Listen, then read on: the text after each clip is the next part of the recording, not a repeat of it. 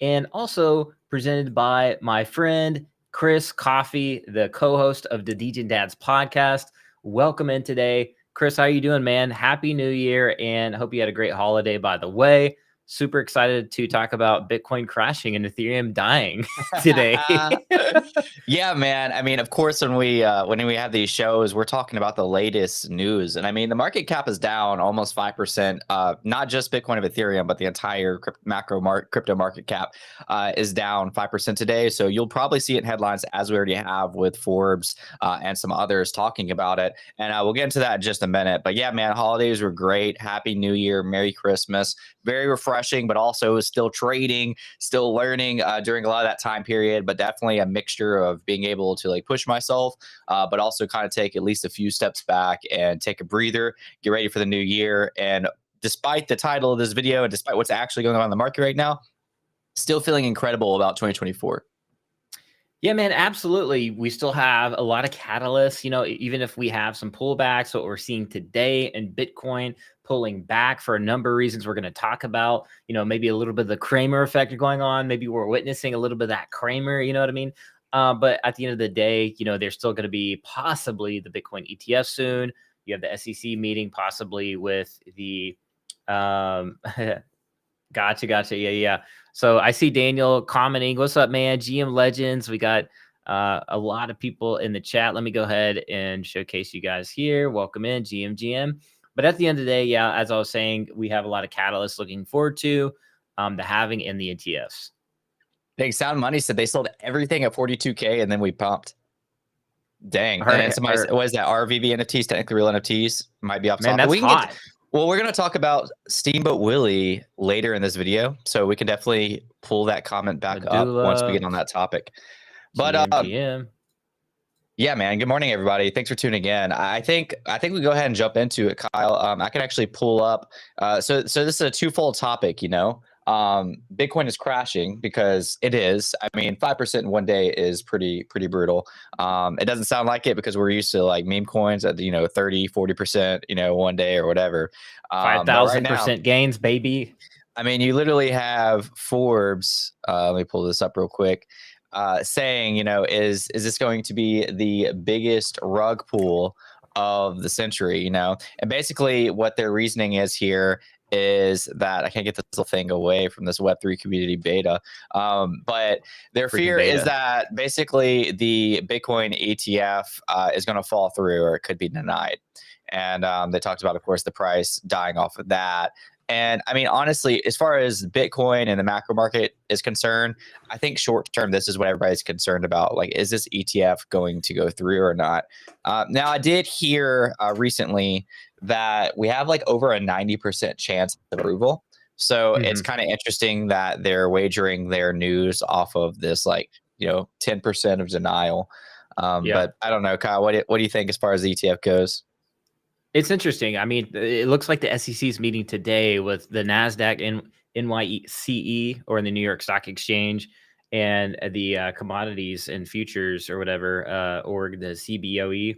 So I think we're going to get some clarifying comments today, hopefully, on their stance of the Bitcoin ETF. And I think that's where a lot of people maybe have heard some things and they're, kind of selling the news as well at the same time. So there's just a lot of catalysts right now.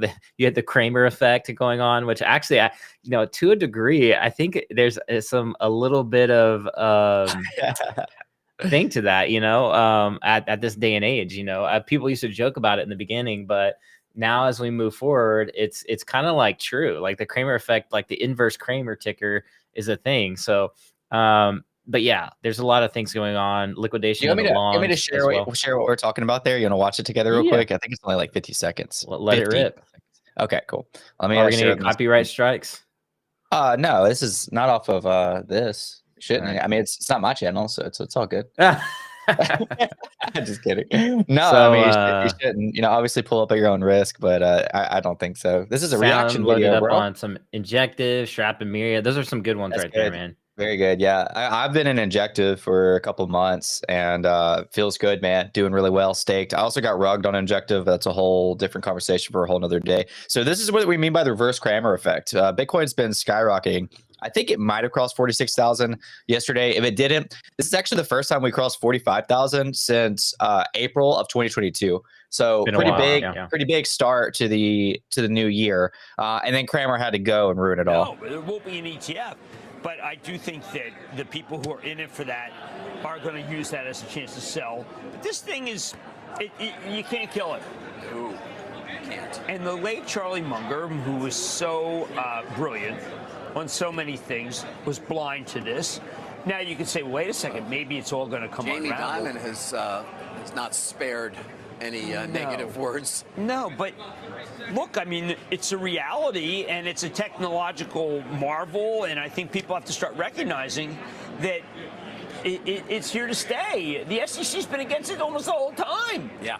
Now, that doesn't mean that every one of these is here to stay, but I do think that this is a remarkable comeback that was unexpected. Except Remarkable. for all the bulls who turned out to be right. Gensler does a lot of jawboning. Didn't work. No. I love that little Gensler does a lot of jawboning.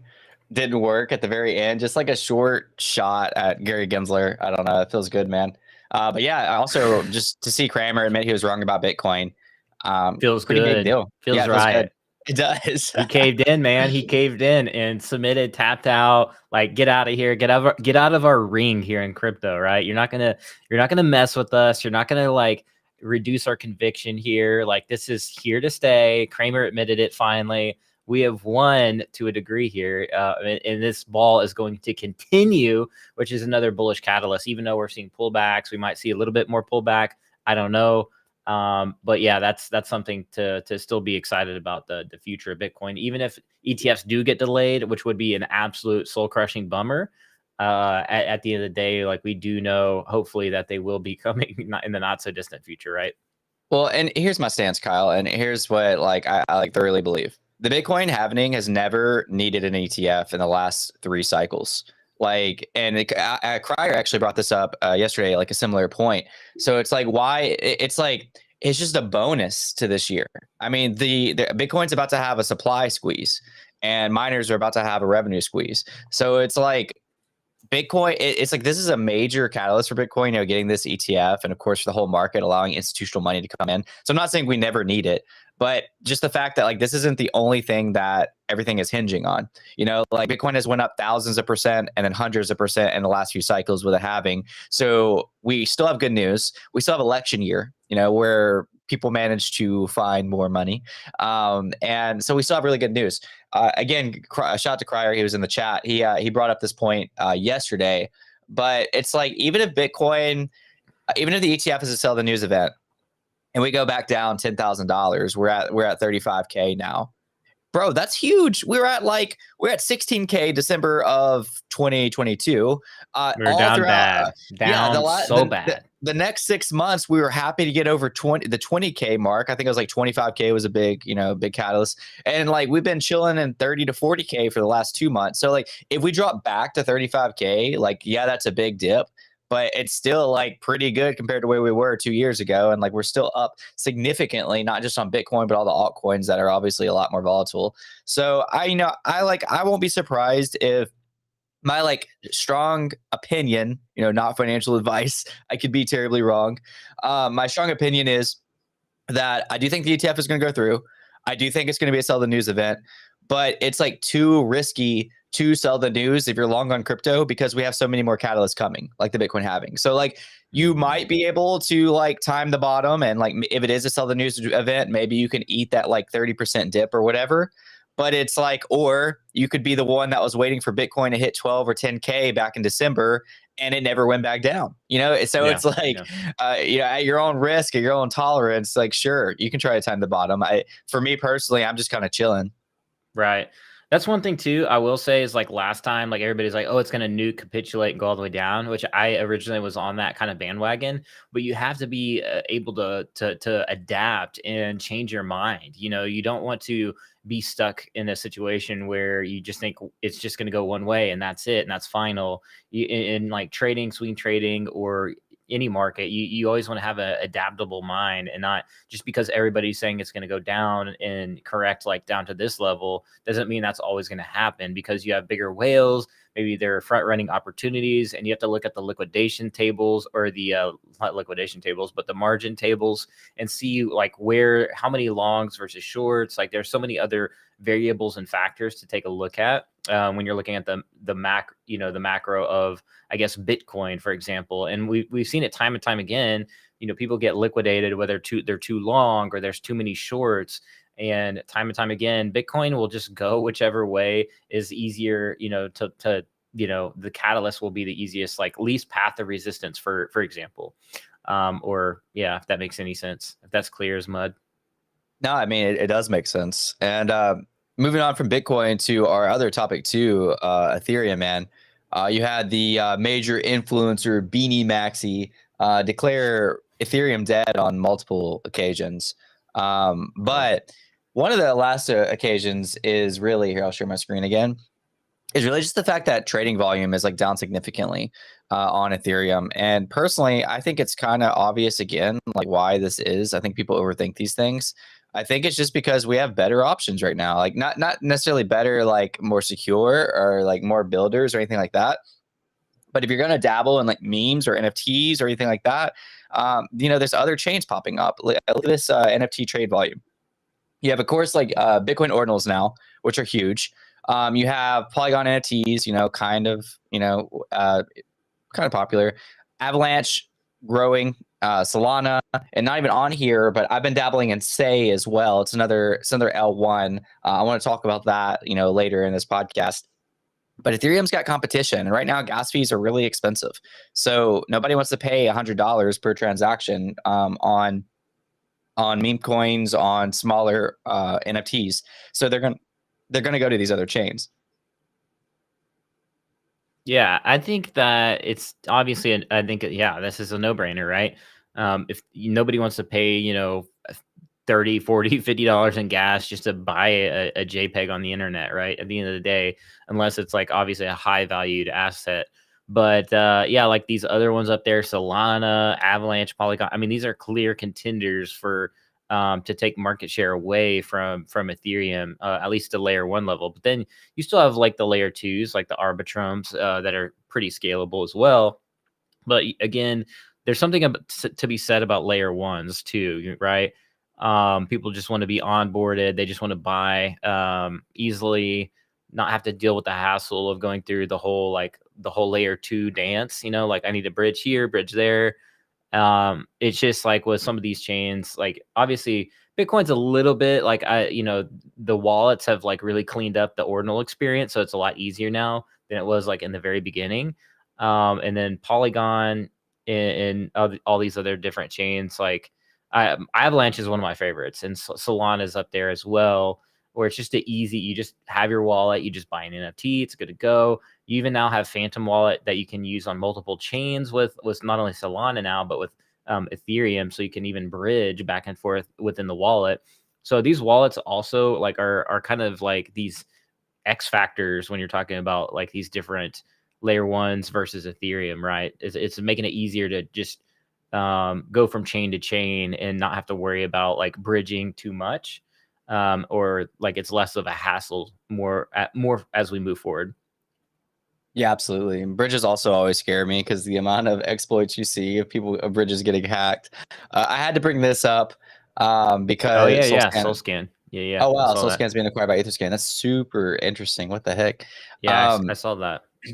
So while I wanted to like send this news to you so bad because like I knew you took like a hard step away during the holidays, but Avalanche announced, this isn't the official announcement, this is just some of the things they were talking about, that their Arts and Culture Foundation is going to be buying some of their own stuff. So essentially they're going to be buying some of their own NFTs, some of their own meme coins and everything like that. So that was a really big announcement for Avalanche. So you literally have an entire blockchain with dedicated funds to say that we're going to support our smaller communities and people that are dabbling in our blockchain and buy memes. So this is kind of like setting a precedent moving forward because some people were against it because they're like, why would, I don't know, almost like it's gimmicky. And then other people were like, yeah, you're supporting art and culture. I fall into supporting art and culture, obviously, because like they're buying my bag. So why would I not fall under that category? But yeah, I don't know. This is really cool. Gonna see how this works out for a blockchain to make this step. I know you've been involved with Sausagers for a while. Did you ever get your hands on what is this? I forgot what the name of this project is. Man, that's my biggest regret right there, because I faded at like 70-80 bucks, and then they like went all the way to like 55 AVAX or something. So I missed that one, unfortunately. So I like aped into Sausagers, like the second kind of best. There's still pretty good ones. Like, yeah, you like Furdy Fish that has some utility behind it. And some other ones there too. Sweet, man. Yeah. I know you've been like particularly big on AVAX, the last few months for sure. So, yeah, pretty cool to see them do this. Yeah, Steady's down there too. That's another one, up and coming. I'm not gonna hover over them. They ghosted me in the DMs. Well, we'll say we talked about him on the podcast. I'll say it. I told them that I'm joking, by the way. We can still look at them, but I did message them. I told them that we could like give them a highlight, and maybe they could like give us some whitelist to our community. So to the viewers watching, I was trying to hook you up, but they ghosted me. But I'll click on that PFP. Yeah, I'll still look at them though. So this one's going to be pretty exclusive and hard to get into. Like Chris is, even Chris is having difficulties getting in on the allow list. But like this, I got in because I have a mustache, and I like, Is that why? Is that why you shaved? No. Oh, yeah, that would be hilarious if I shaved just to get a steady allow list. That would be so wild, Chris. I should just run with that. I did. As a matter of fact, I did. So there we go. I'm just gonna roll with that. But yeah, they're coming out January 10th. You got any alpha on this? I thought it was the 15th. I don't have too much alpha other than like I'm already seeing the AVAX like team members starting to like rock this PFP, which means anytime the AVAX employees or like Ava Labs employees start rocking stuff, it's probably going to have some catalyst there. And there's like tons of the community members in the Avalanche community that follow the team members. So by default, that's something you can't really ignore. So that goes for any blockchain. It doesn't just go for Avalanche. It could be on Solana, Polygon, or whatever. If team members are starting to rock something that hasn't even came out yet, or maybe it just came out, that's kind of like an important metric. It's like a vanity metric for sure. But like those are those little catalysts you like to look at, right? Like where's the culture at, right? Where's the community at? Community sentiment's really important. So that's just these are sick. I really like these. Yeah, dude. So how do you get on allow list? Because obviously cold DMs don't work. You should do a video and then post it. Do like you did with the Wizards, and maybe just shave your beard and just go down to just mustache, Chris. So we could change our, instead of Degen dads, we could do a Degen mustache dads takeover, like special podcast. Dude, I would use next week. I would use this PFP for a podcast or something. It's pretty cool, man. You can find one that kind of like represents you. So yeah, I have glasses. I have glasses just like that too. So I was rocking those with my mustache, and then they're like all they replied is yes when I sent the picture in. So do you have an allow list for their spot or for their event? Yeah, so it's like Discord facilitated. So if you get a Discord invite, or if you're quick enough, like they do post them every once in a while, like once a day maybe, or once every other day. A couple of Discord invites, and that's how you can get in really early. So you're gonna have to watch their socials real closely. But there's the alpha on that for sure. So that's the picture. Cool. Yeah, so that's the picture I took right there. Oh, here, let me change this. I can't move this around. I can stop sharing. There we go. So that's the beautiful mug I took. So the glasses are very similar to their aesthetic, and of course the mustache, the beautiful stash.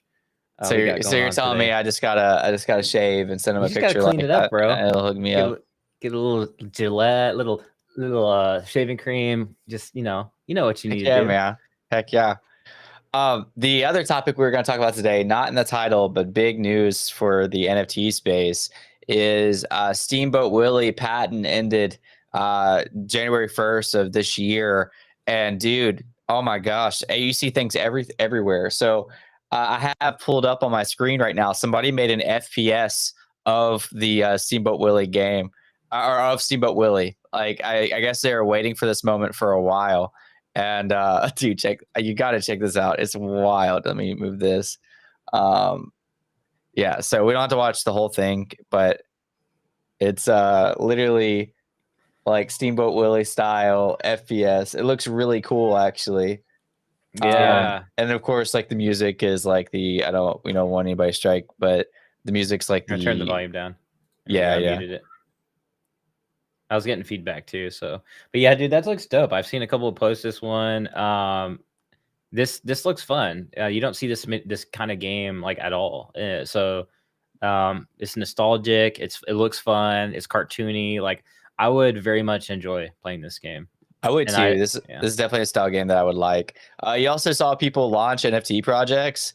You had this Steamboat Willie public domain 2024. It was launched by somebody that was decently well known. He's affiliated with Truth Labs, which is the company behind. Oh, whoa. Alpha. Steady just dropped 100 Discord invites right now, and I got in. Go, go, go, go, go, go. No go, way. go. No go. This way. is not a drill. This is Alpha, baby. Go, go, go. Let's go. All right, you might want to hide your screen though. Yeah, can you pull it down? I'm not able to. Oh no. Expired. Dang. Dadgummit. They told us after. Well, we'll just say work. we've been streaming about them, and we got like all those Discord invites were thanks to our stream. We rated their. We like to say we rated them, and it's the stash power that got, I don't know. Well, bet, dude. You know that I'm gonna say that. Yeah, bro. Yeah, absolutely. Degen dads for life. Same here. So Dang, that was Victor tried to get in too. Victor tried to get in. Hey, that was a good call by Abdullah, man. Shout out to Abdullah, man. Good call. So hopefully you're able to get in though. Yeah. Congrats, Abdullah, if you got in. Everybody that got that alpha and jumped over me in line. That's really cool, I guess. But there's a litany of these collections though. Even Beeple put out one called Steamboat Shilly. he put out a piece the other day. Yeah, that's right. I was originally talking about the Steamboat Willie public domain because can you pull that back up? These actually jumped up to like almost 0.4, so they're like $1,000 at the peak, back down to 0.08. I did hear that there is a possibility of a token being associated. I don't know if it was with this one particularly or another one, the Willie token, and that's why people were speculating and paying high prices for them. And all of there was like, Beeple put out his own thing. If you went to OpenSea a few days ago, I mean, look, Steamboat Punks, Steamboat Willie, PFPs, which I thought these were actually cooler than the other one, the public domain, because these are actually like a little unique and a little bit more artistic than everything we've seen.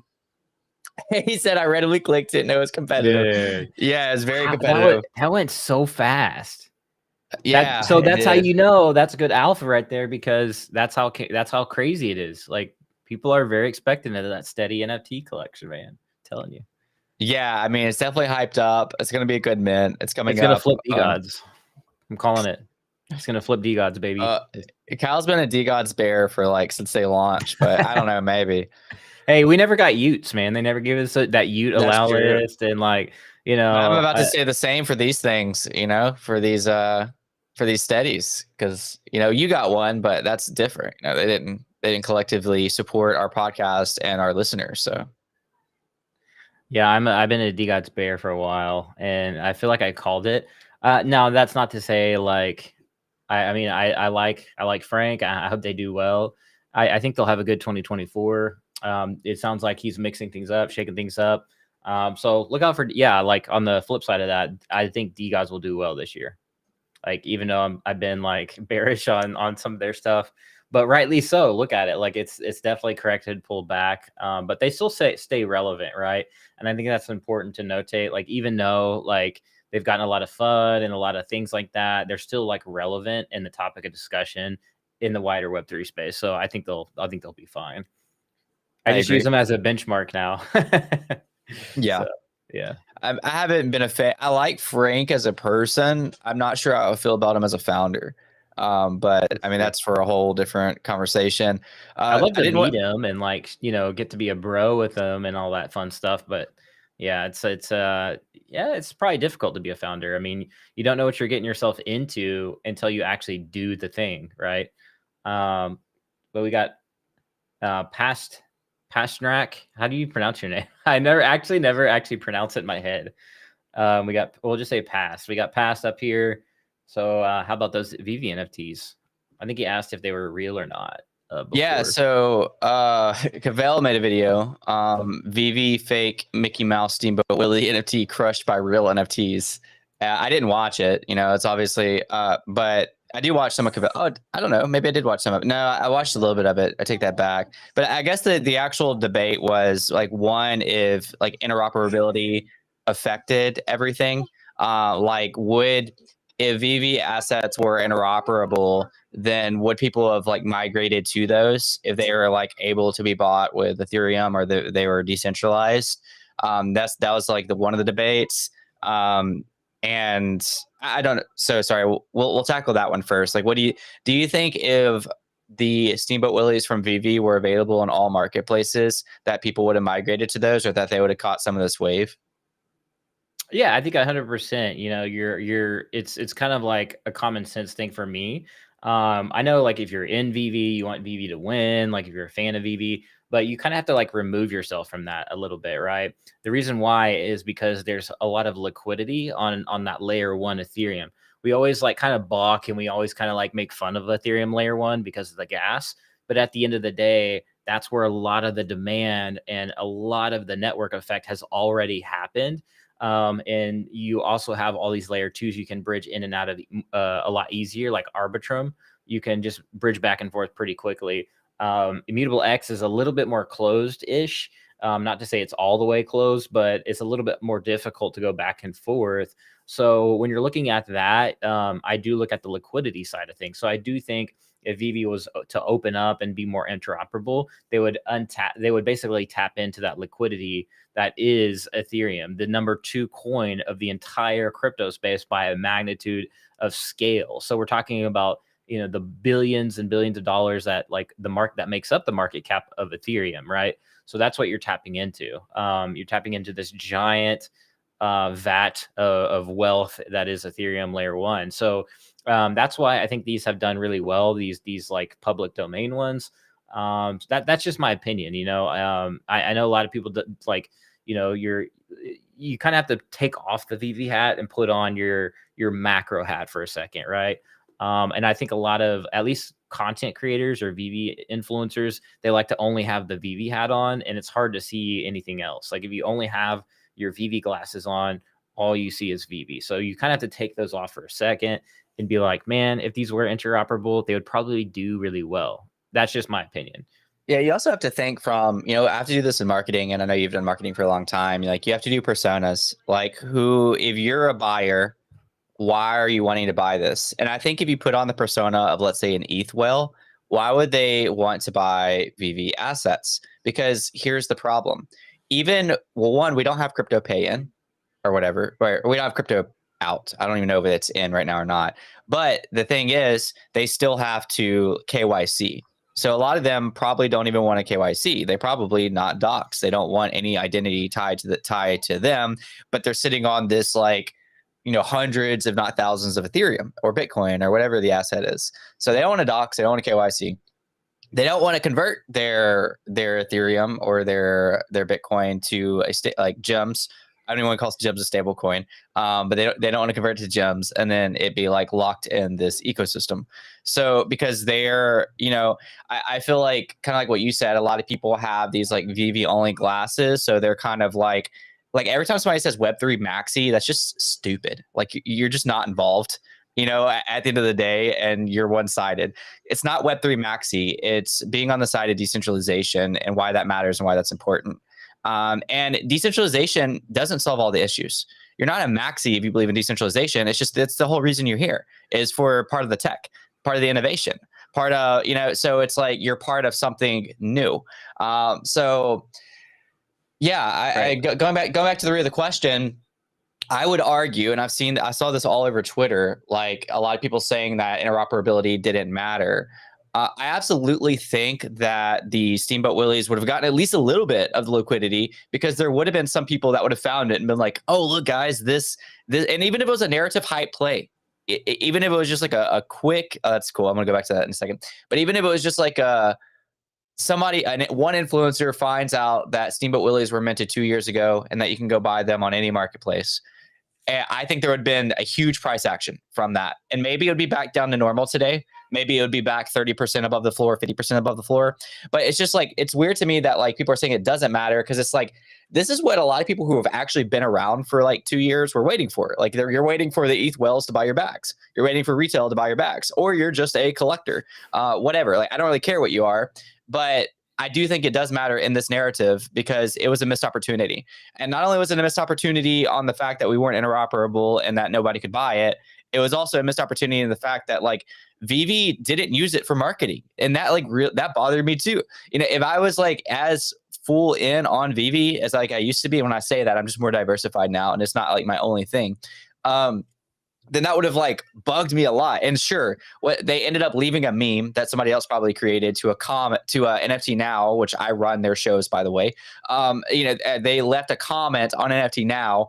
That was a meme. Okay, one day later, if you're involved with NFTs, it is hype cycle. If you miss it by a day, you miss a marketing opportunity.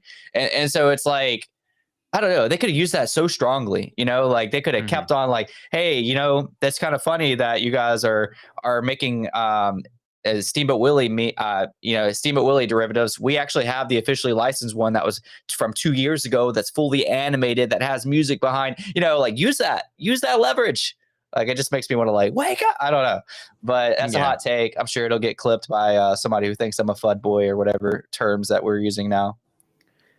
Yeah, I mean, that's just kind of sums up where I think Vivi is, and what like kind of, I guess, they've been missing for a while, is like a lot of missed opportunities like that, that we would like Vivi to have like capitalized on. Yeah, I mean, you had exchanges, the exchange narrative that never got like that never happened and played out. Then it was kind of the Web3 gaming catalyst that like they never like released that one game that they were supposed, like Tengaku or whatever. Like that still hasn't came, and by the time it does, it's kind of gonna get lost in the noise, because there's already so many Web3 games coming out now. So that opportunity was missed. And then of course now, like again, so I don't know that they're like deeply involved in the space like they should be. So oh, my daughter just came in. Hey, I'm on a call. It's okay. Mine did earlier, and I was like trying my best to like withhold it. But yeah, guys, I mean, I think we're coming up to the end of the segment anyways. But yeah, Kyle was saying that mine came in earlier, and I was like feeling bad about it, but I was like trying. I know, me too. Every time I'm like, yeah, it's like, what do you do? You're like, oh. I mean, this is the Degen Dads podcast. There's a reason we have our name. We are dads. We are Degens. We have fun. So yeah, if you're feeling nice, you want to do a super chat or super dono, we'd much appreciate it. I've seen people out there Degen and super chat, like people that like don't like, that aren't dads, and they like are literally like living, like, I don't know, like it just frustrates me a little bit. Yeah, give Kyle some love. Give Kyle some love, and even if not that, it's completely free to give this a repost, give it a like, baby. Subscribe to the channel, all those YouTube, Twitter, Twitch, wherever you're watching this from things. I think with all that being said, because we buy coffee with those donos, baby. We don't buy alcohol. We don't buy drugs on here. We don't like, you know what I mean? We buy coffee so we can like be dads. You know what I mean? You like my mug, dude? I love that mug.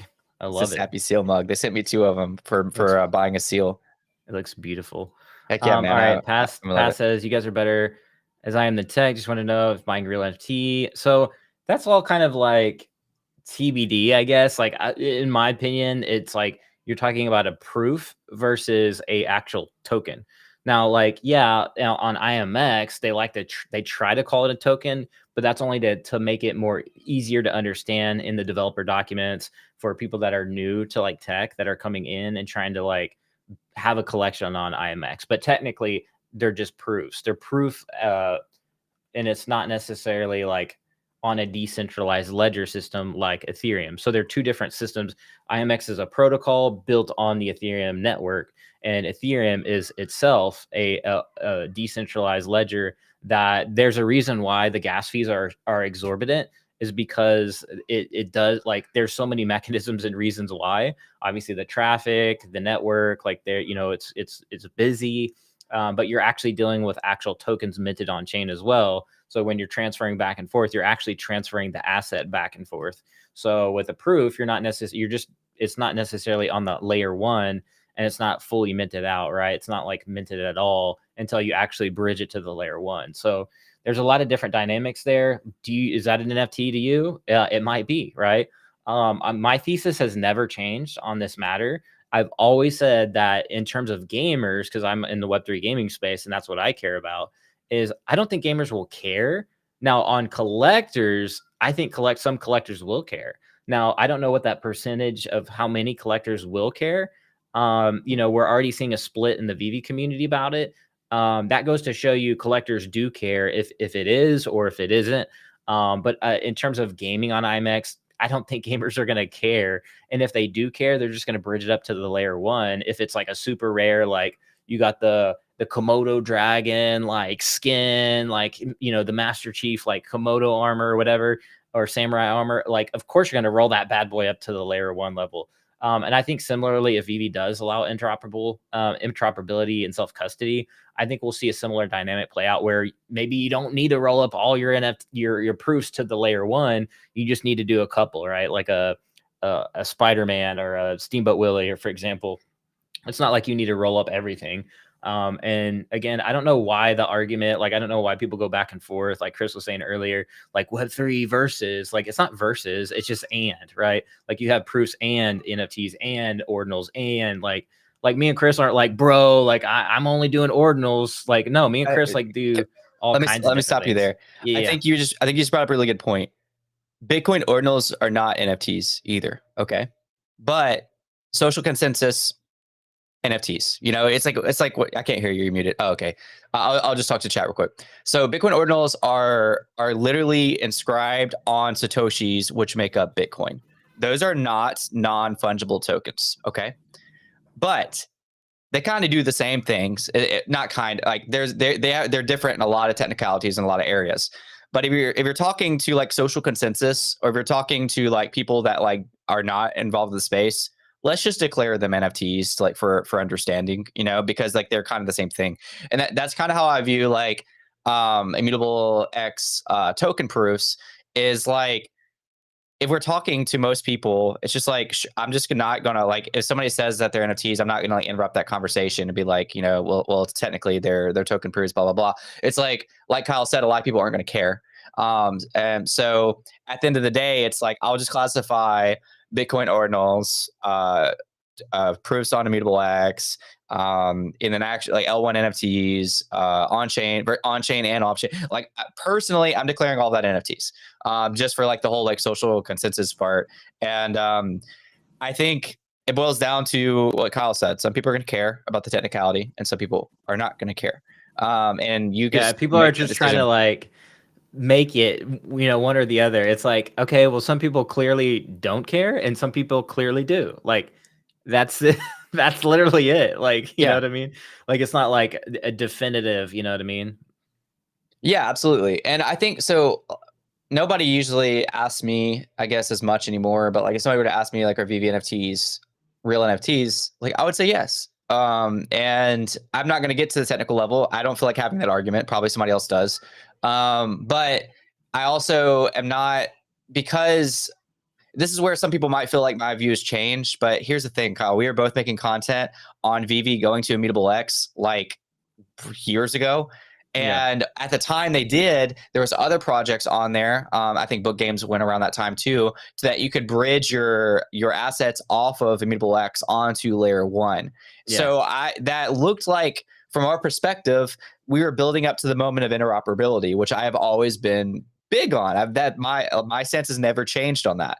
So when I found out that it was still kind of a closed ecosystem, it made me sad. It made me not as bullish. It made me, as far as like some of my speculation went. So it's like, I'm still involved with VV for community, for like collecting. Like, I'm still there. I still have probably more collectibles than most of the people watching this video that want to say, oh, you're fudding or whatever. But at the end of the day, it's like, when that was like, that was taken away. I mean, you remember freaking Eve, this was supposed to be the first interoperable, you mint it on VV, you can take it off, whatever, with that collectible.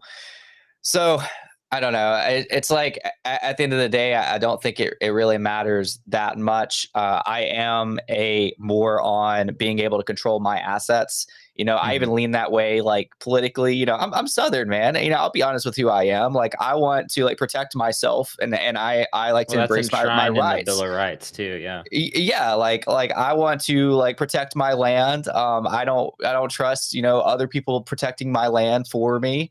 So, and not just that, just in general, like that's my take. I'm the Ron Swanson of Web3, See, bro. that's Li- where like that's where I agree with you, man. That's also my actual that's a part of actually my thesis long term. So a lot of people are like, so stuck in the now, they don't see what's going to happen in 10 years from now. So what you said aligns right with my thesis is that like when this whole like metaverse and AI, it's gonna keep scaling. Like there's no question that AI and metaverse is gonna keep scaling. Like look at Unreal Engine 5. Like there's going to be Engine like 20, with built with like super AI and all kinds of stuff, right? Well, I think people eventually are going to be like, yo, I kind of want to own my digital assets, right? I kind of want to have them in my own like safekeeping. And I think that's where things will go. Like what you said is proof that people want to own their own things eventually. And I think that's where things are going to go long term. Now, obviously, I know that like some platforms don't do that right now because we are early, and I do recognize that. So it's not like I'm like, we need them now. I mean, I would love to have them now for sure. Or if a company was like, hey, these are going to be interoperable in 2 weeks, then I kind of expect it to be interoperable in 2 weeks. But that's not a me thing. That's a them thing that they communicated that wrong. So I think a lot of people just need to take a step back, breathe, and realize where this space is going long term and not get so like, I know people like are at each other's throats all the time. But really, it's like, let's zoom out a little bit. Let's see where the space is going to go. We clearly know that the AI is going to continue to scale. We know metaverse. We know all these engine builders. We know NFTs are still being developed like in a cool way. Like you can upgrade NFTs and make them do all kinds of cool stuff moving forward.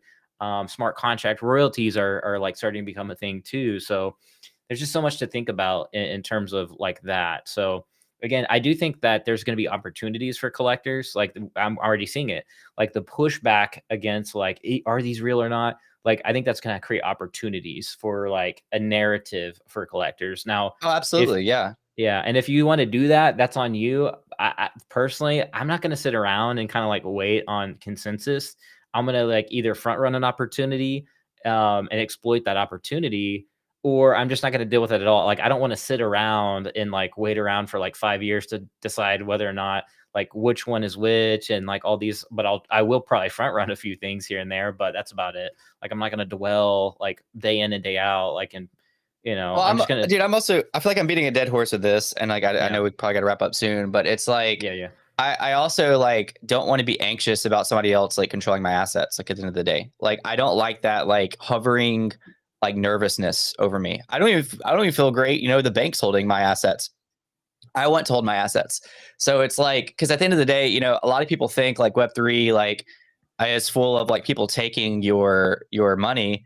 But you know what? At the end of the day, which I don't want to eat my own words with this ever, but like you do end up signing away your assets. Like at the end of the day, you are clicking that button to send your assets to another person. So much so, I actually just learned this recently. So much so, it doesn't even really hold up in court. This person, you can say this person stole $1 million from you. Well, sir, did you willingly sign that $1 million away to them? You did. You clicked send. Like you Yeah. signed off on your transaction to give to them. So it's kind of like you at the end of you got socially engineered, whether no matter how that was at some point or another, you got socially engineered. Yeah. I'm not victim blaming. It's a real problem in Web3 to get to that point to where you accidentally sign away your assets. But at the end of the day, you are signing away your assets. Whereas like if it happens on a platform level, if VV gets exploited, I can't do anything. Like there's nothing I can do to protect my assets. If VV gets exploited, not even just VV, like if a bridge gets exploited, if something in like that I have my money on temporarily gets exploited, if like if my wallet's connected to something and I have approvals on that, so it's like I just want to protect that at the end of the day because that's important to me. And like I believe I'm not just here as a collector. Like I do collect, but like I believe in the value propositions of these projects. I believe in the future of the tech. So it's like I want to hold these things for years to come, and I want to be in control of that because so it's like I don't know. And again, at the end of the day, it's just like I've always been like that. Like I want to protect what's right, what's mine. I want to protect my family at all costs, and like I trust myself to do that more than I trust other people or other entities or other companies, organizations, or whatever. Like I trust myself. Yeah, and I think like there's opportunities for like I think there's already insurance, like you can protect your NFTs. I think nowadays with insurance, a lot of people just don't know about it. I think that will become more of a norm as we move forward. As NFTs, like again, like this proves that like we already kind of are in the metaverse when JPEGs are worth like 40, 50, all the way up to 100 grand, like some cartoon looking characters. Like, yo, we're kind of like in the metaverse already. Like if you look at it like that, like it's just a added layer of the internet, right? So there's a lot to think about, but yeah, I agree. Like self custody is awesome. I'd rather be scammed and like learn from that and still have custody of my assets, right? So I think like it's different strokes for different folks. Some people like the protection of feeling like their assets are kind of like in this bank scenario. But like a good point you bring up is like, well, what if somebody hacks the bank? Or in this case, it'd be like you were saying Vivi as an example. Then that could be a problem for sure. If that gets attacked, then they'll have to figure it out. So there's a lot of things to think about on that end too. So it's not like everything's just always safe all the time. So there's just a lot, and I think it just comes down to personal preference. And I think most people in crypto and Web3 typically err to the more like ownership of things, in the macro. Like a lot of people are just so platform focused that if you zoom out, like a lot of people prefer permissionless self custody, interoperability, and all like the basics of Web3 in general and crypto in general. So I don't know. There's a lot to think about there. Like you do get to a point where it's like philosophical in what you prefer, and that's pretty much it. Like in crypto, it's like it's philosophical at the end of the day on some of this stuff, and you either get it or you don't, or you're new to crypto and you're still learning all these different things, and that's okay. Some people don't like to admit it, but some people do. It's interesting. I think it's a cool topic, and we'll probably talk about that later. But we appreciate everybody for tuning in to another episode of Degen Dad's podcast. Bitcoin, we're still bullish on it. It's correcting. Ethereum, I don't know what's up with Ethereum. They need to scale. Vitalik's he's been tweeting today. I saw he was bullish on ENS still, talking about layer twos need to adopt some CCIPs or something like that, and try to support ENS in some way. I haven't read into it yet though. But yeah, so that's all we got for today's podcast. We'll have to catch up on Chris's channel and socials next week. As you guys know, we rotate and all that fun stuff. And thank you so much everybody for tuning in. We've been to have consistently over 30 people this whole stream on both X, YouTube, and we're on Twitch. And I think that's pretty much it where we're at today. So peace on out. Have a safe year. I hope you guys have a good holiday. Blessings on your gains and stuff. I don't know how to word that. Hope you have tremendous gains this year. And be safe out there. Chris, you got any final words? Yeah, check out our last episode before the holidays. It was really cool. All right. And then do you have that bookmarked on your highlights tab, right? I'm sure. I always do. All right. Well, I'll bookmark it on the X highlights tab too. And with that being said, Degen Dad's out.